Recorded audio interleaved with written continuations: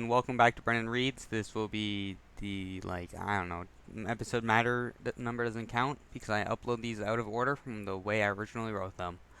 Today we're doing just a kind of special thing. I'm just well, poetry is shorter. It's like 10 seconds, if not less. And so I have a bunch of it. And since Liam's uploading today, I need to keep up and compete with Liam. So we're going to do some things I've done fairly recently. The first one is called Elora Gorge, which, if you don't know, is a wonderful place up in, well, I guess middle or I'm not really sure where it is. It's in Ontario. It's a wonderful place. I went camping there with 2nd Kingsville Scouts once, and I have quite fond memories of it. Anyways, Elora Gorge. The sun feels nice. Just lay on my back, blinking some ice, staring down at the crack. Tubes down a river, slow water rapids, watching the fire photos like candids. Watching crayfish, telling old stories, making a wish, no worries. That was Elora Gorge. Thank you. I have very fond memories of Elora Gorge, almost as much as as I have about this next one. Coffee Lake and Algonquin Park.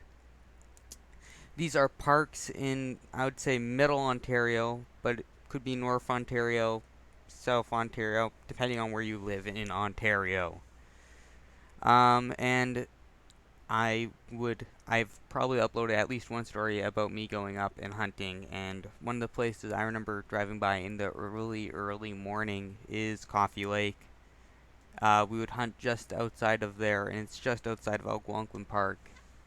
Lovely, wonderful place. I went camping in Algonquin Park when I was probably in grade 6, and so I also have fond memories of there. So Coffee Lake, Algonquin Park.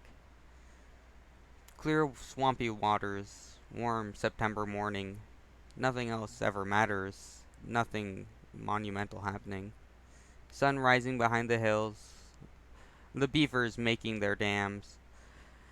The animals take their fills, sandwiches with ham. An old man and a grandson in their tall rain boots, carrying their 2 guns, making up 2 suits. Watching the shadows shrink, hearing the sound it makes. Life without the black ink. Peace out on Coffee Lake.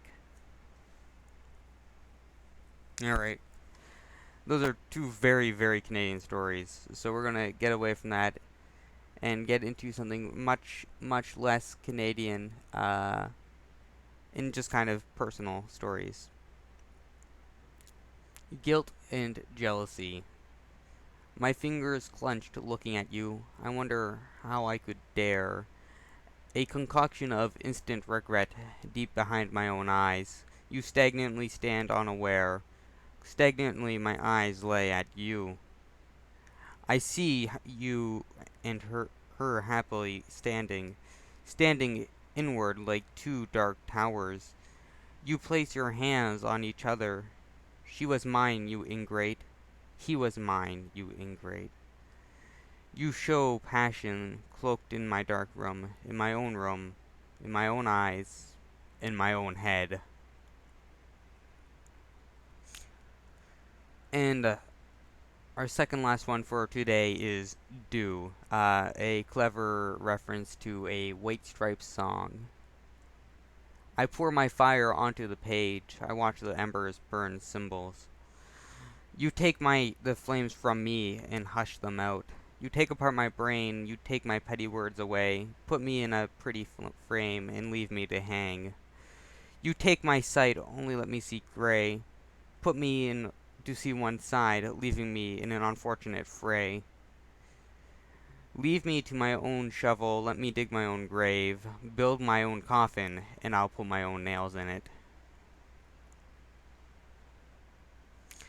And our final one for today is Lily.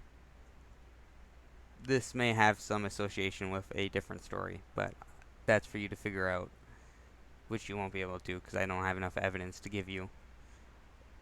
Lily.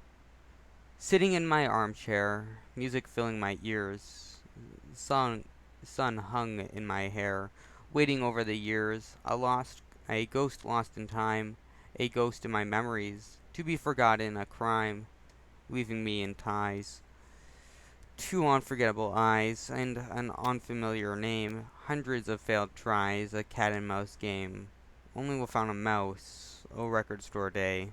My heart is without a house, oh record store day. Forgive me. And that's all we have for today. So like, comment, subscribe, do your thing, you know. Support a local artist or an international artist, you know, whatever. Peace out.